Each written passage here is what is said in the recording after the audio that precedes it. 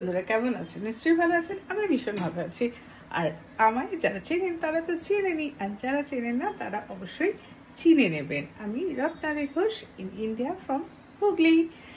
তো বাঙালিদের প্রিয় খাবার আর এদেশি বাড়ির প্রিয় জিনিস আজকে হচ্ছে, সেটা দেখে নিন।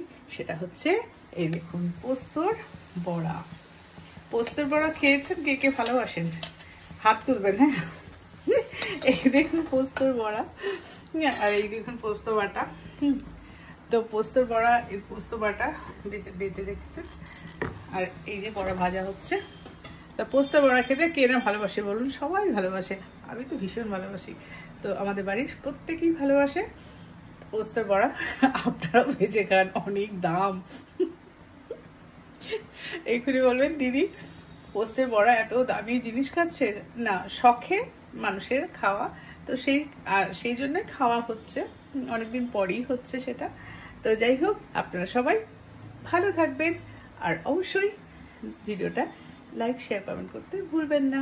সবাই পাশে থাকবেন, ভীষণ ভালো থাকবেন, খুব খুব ভালো থাকবেন। টাটা।